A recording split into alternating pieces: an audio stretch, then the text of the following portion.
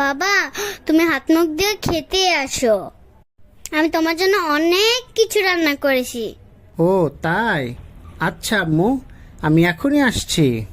এখনই না, তোমার হাতে জার্মস আছে, অনেক জীবাণু কীটাণু আছে। হাত ধুয়ে এসো। ওকে, আসছি। কি কি রান্না করেছো বাবা তুমি আমার জন্যে? অনেক কিছু। বাটার ফ্রাই, ককরোচ ভাজি, চিকেনের ফ্রাইড রাইস, তারপরে কেক বানাইছি, পিজার ঝোল রান্না করেছি,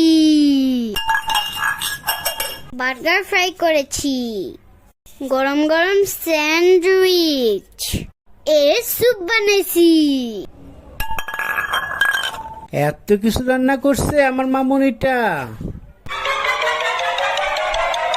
কিন্তু এগুলোর রেসিপি কে দিল তোমাকে বাবা? কেন? যে তোমাকে প্রতিদিন রান্না করে খাওয়ার আম্মু।